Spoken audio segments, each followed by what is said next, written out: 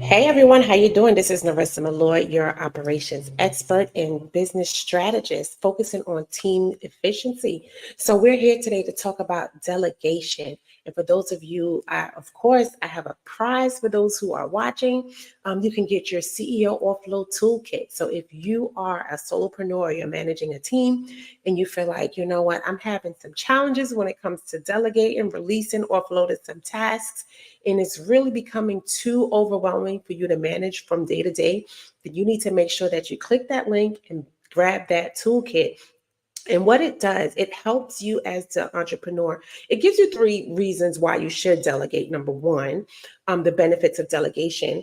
And of course, you may feel like you know, but when you really dig deep to understand the benefits of offloading tasks as the business leader, as the CEO, as the entrepreneur, you'll understand that time is everything and that you operating in your zone of genius is what's going to move the business forward. Business development, seeking the next opportunity, making sure you're generating revenue. Like those are the things that CEOs should be doing, not answering emails, doing administrative tasks. So what it does, it helps you to break down what are those things that are redundant, repetitive, mundane, that you can definitely kind of jot down what they are and identify the priorities. And most importantly, who you should delegate it to, because you can't delegate tasks to everyone, right? So I'm telling you, download the toolkit. It has a short video that can walk you through. And also, anyone who downloads the toolkit, you can book a 15-minute call with me to help you walk through what that looks like, how you can apply it, and how you can make sure it's useful to you in your business. So that's my gift to those of you. But today, I'm digging in deep to one of the reasons why a lot of people struggle with delegation. If you're an entrepreneur, CEO, you're watching this, make sure you comment, say hello, or invite a friend to watch. But that's what we're talking about today. One of the challenges, and it's a psychological barrier. You know, I'm a registered nurse by trade, so I had to get into the real deep understanding, the deep rooted cause of what challenges people with delegation. So the first thing I'm going to talk about is fear of losing control. Yes, fear of losing control is a big obstacle when it comes to delegation. Feeling like if you delegate this thing, if you take this thing off your plate, number one, can this person perform this task successfully? Number two, can they do it like you do it?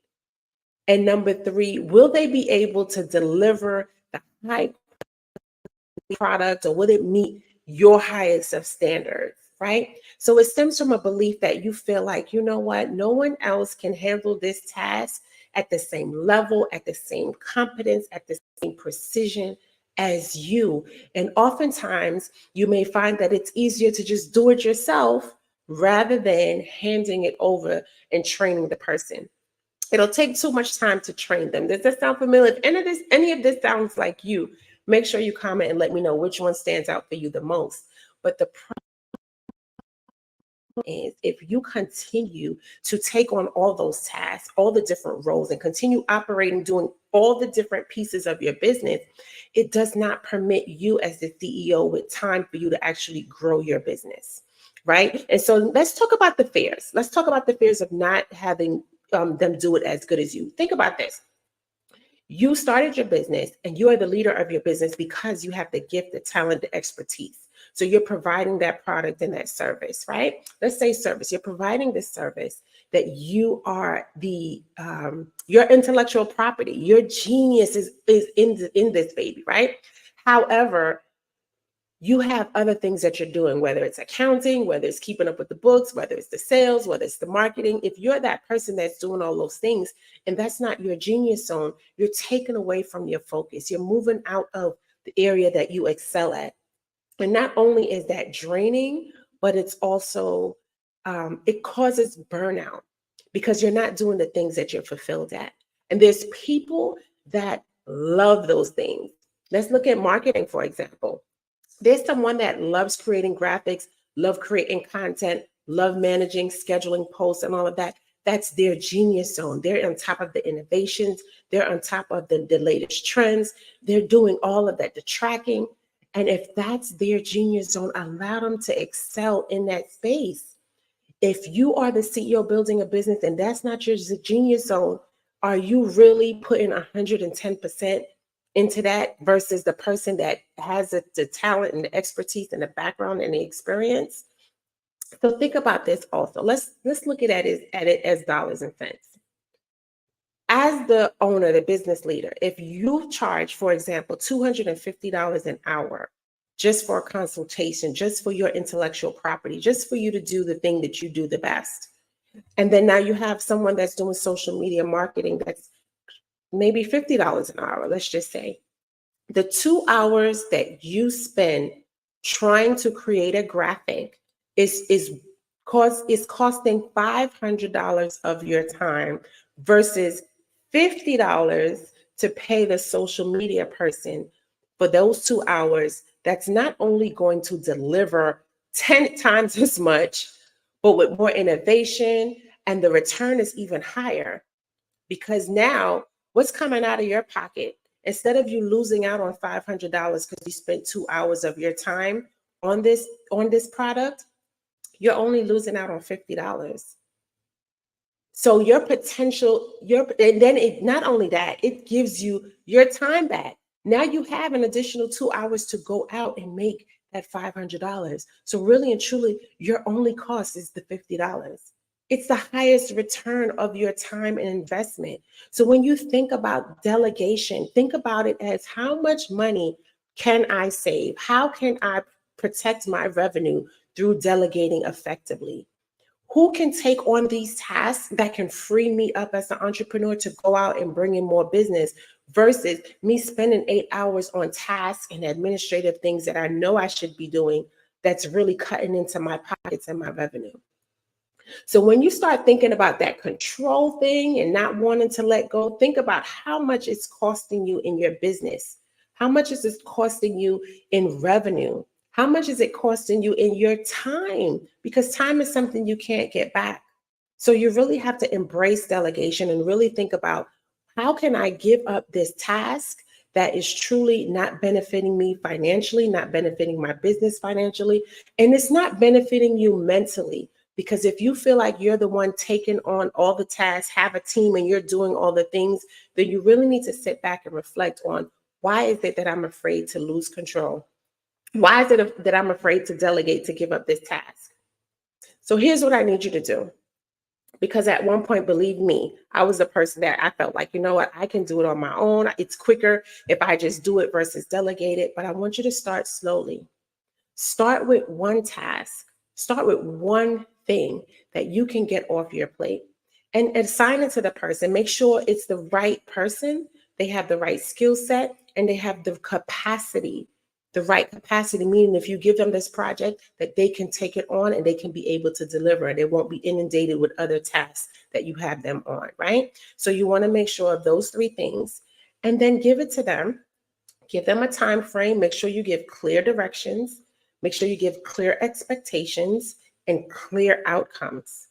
This is what I want you to do in this amount of time. And of course, if you have any challenges or issues, make sure they double back with you for any clarity. But give it to them. Start with something small and start to build that trust. Start to build basically build that trust with that person. And not only that, once you start doing things of that nature and assigning more control and innovation and having your team to really think about the projects that they're on and take ownership of a project and deliver that thing, they're going to give it their 110%. Because they realize that, you know what, you are entrusting them with this task, with this tool, with this project, and they're going to deliver. And if they don't, then you need to understand why, get to the bottom of what was the challenge, what was the issue. But don't go in feeling like, I cannot trust, I don't know if they're going to do it right, because you'll be surprised. If you give that team member the room to really put in 110%, put in their ideas, their innovation, and their focus, how they can over deliver for you. And you'll see how much return you'll get on that versus you trying to do it all on your own. So start embracing delegation. Try to release that fear. Start small. Start with small tasks. small projects, small different assignments that you can start letting go of, and making sure you're assigning it to the right person that has the right skill and the right capacity. And also be clear with your deliverables. Make sure you have clear expectations and clear outcomes and a time frame of when you want it back. And make sure you follow up. But you have to really start embracing and letting go of trying to do it all in your business, because it's not serving you. It's also holding you back from your growth. It's holding you back from enjoying your business, and it's stifling your team from growing and productivity as well. So yes, not delegating has a whole lot of implications when it comes to business growth, your team culture, and your expansion, as well as your growth as the CEO, personal growth. So I created this toolkit. It'll walk you step by step on how you can identify what are some of the things that you can start to delegate, who you can delegate it to, and what you should not be delegating as the CEO. So make sure you click the link. It'll definitely bless you. And also you have an opportunity to book a 15-minute call if you have any questions about the delegation tool. But this is definitely to help you, to support you, especially if you're managing a small team. And hey, you may be a solopreneur. You can definitely benefit from this because it can help you to prep, to identify who is the next best person you need to hire based on the tasks that you're doing and the things that you need to get off your plate immediately. So it'll definitely benefit you if you're managing a team or if you're a solopreneur. So make sure you download your easy offload toolkit. Again, I hope it blesses you. And if you have any questions, you can always reach out to me. Drop a comment in the chat if this blessed you, or if you have any questions, drop a comment in the chat as well, and I'll definitely respond. So take care. That was my CEO tip of the day, how you can master delegation. Take care.